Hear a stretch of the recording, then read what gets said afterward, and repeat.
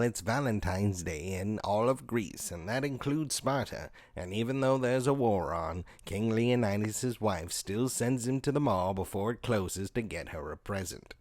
But wouldn't you know it, Leonidas just happened to go Mgtow a month earlier. And then he runs into Daxos. Let's see how things unfold. In Bane Vision. Seriously? We heard that Sparta was on the warpath, and that you weren't going to rush to the mall with us to get extra presents for our wives. So it seems you've all embraced death. Fine, let us see what for. You, what are you doing with your pronoun this Valentine's Day?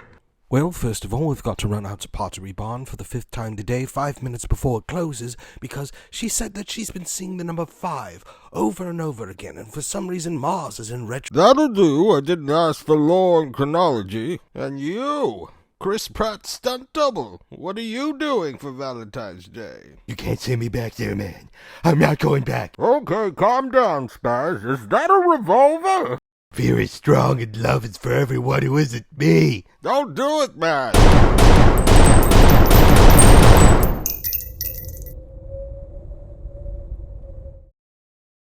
I would like everyone to note that there was obviously 7 shots from a 6-chamber revolver. Clearly, magic is afoot. But let us end this farce. And you, not so string bean, what are you going to be enduring for the hopes of copulation tonight? Golden Girls Marathon, bro, but my chick is like totally worth it. That's the only thing she asked me to do for Valentine's Day, and she's like the hottest girl you've ever seen, like for real. Ah, a challenge. Let us assess her stats. What is she like? A too crazy on a bad day, but always looks hot? Dang, you like described her to a T. Yeah, that's my girl. Yeah, she never lets anything get her down. Hate to break it to you, kid, but you're talking to a man. Not to pry, but have you even had sex once? No, she said that she just wanted her first time to be extra special. You hear that, men? Extra special, and a virgin, no less. You see, my boy? Oh, not again.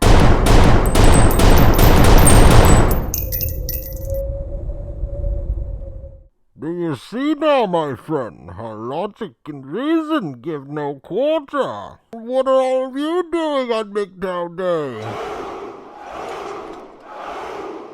Basically means none of us are gonna get pegged tonight real style, unless you're into that sort of thing. Ooh woo.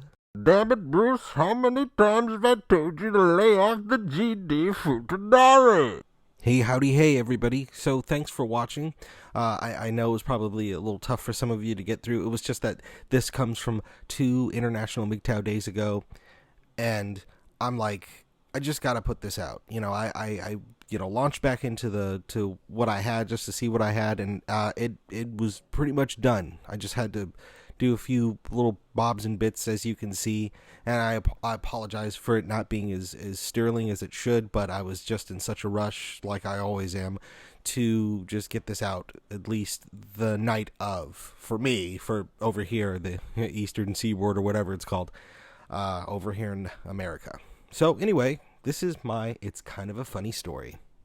So the line I had the one guy say just before, he shoots himself, I had actually written that. It was I grew up religious, as I've mentioned before, so we didn't do Valentine's Day, and even as a kid, I had an extreme cognizance of like the social hierarchy.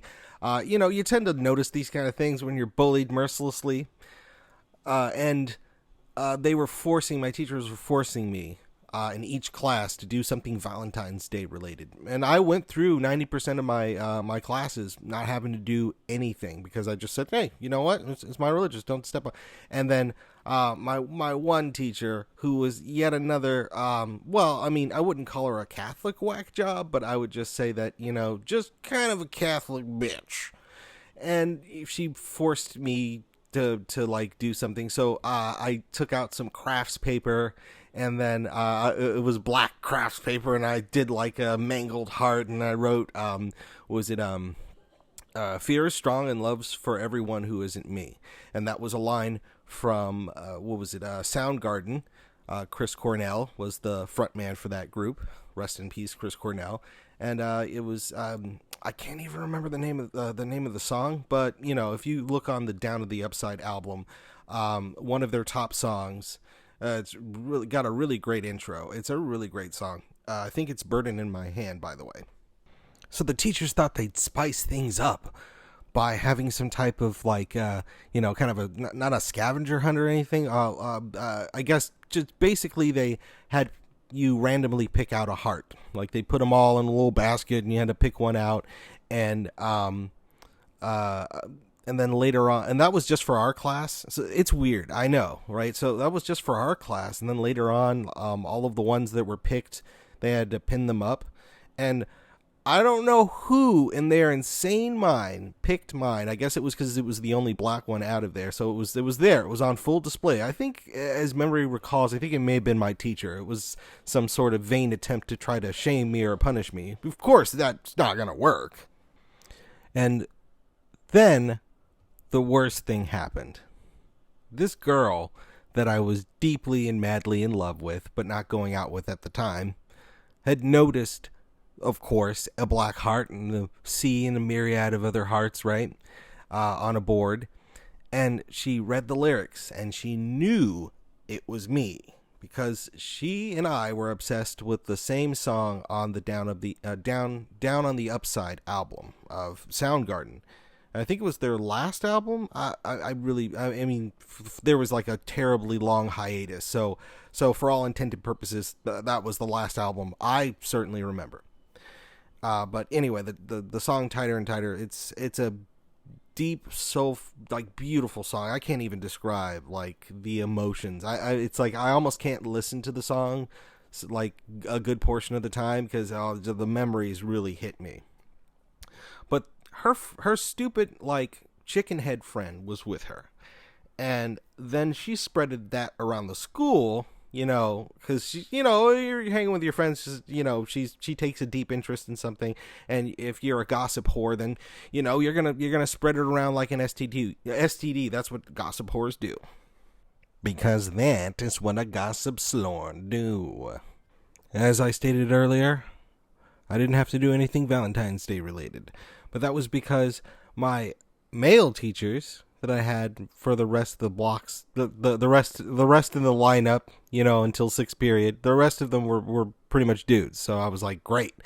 And I told them what was happening because, I just kind of like, hey, is there any way I can just not be here?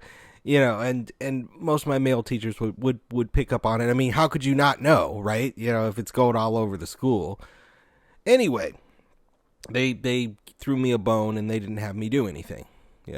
Even one of my teachers, as I recall, saying, well, Valentine's Day is crap. I wanted to say the other thing. I wanted to say what you would say. I think yeah, that's what he said. I wanted to say what you kids would say, but I'm not gonna. But it is crap, and I know the kind of pressures that you're under. But don't mean that I'm going to do this for you all the time. I'm like, no, I won't swear. I won't take advantage. But yeah, so anyway, this had happened. The inciting incident, if I didn't mention it before, had happened at second period. And then by mid-third period, everybody kind of like heard about it. We were a very small school, like a tiny little school. We didn't even have like a football field. Because it used to be a magnet school, and then it was converted or something into like a K through 12, and I'm like, ah. So, anyway, that's my story, guys. So it's a little Valentine's Day story from your boy Epiphanies. Anyway, I hope you guys enjoyed. Thank you, everybody. Just I can't say how much, all of my subscribers, everybody who just listens to me yak, and we've made it. We got through a whole year, dredging through the worst of it, the scare of low employment hours and all of that kind of stuff, and we're still here. So, this is me, Funny Mgtow, saying, get safe by going Mgtow, and stay safe by staying Mgtow. I'll see you guys in the next one. So I couldn't call it a good night couldn't pack it all in without giving you at least one more story. This is the most cucked thing I've heard in the longest time. So basically, me and a coworker were, this is last year, this is Christmas, and I was like, oh, so what did you get for Christmas? And he said he got an Alexa, and he says like, yeah, just it's got perfect response. He says like, even if you're yelling at her, I mean, if you're yelling at it, and he just corrected himself, and like I'm thinking like, dude, like do you know who you're talking to? I'm like the very opposite of the whatever police. Maybe it was just a case that he just didn't want to look bad in front of me. I used to have that. I mean, I think I still do have that in all honesty. But anyway, yeah, that was the most. I had to share that with you guys because I was beside myself. I didn't know what to say about it. I was like, wow, that was a real cucked response there, sir. Of course, I didn't say that, but anyway, that's the story, and I'll see you guys later.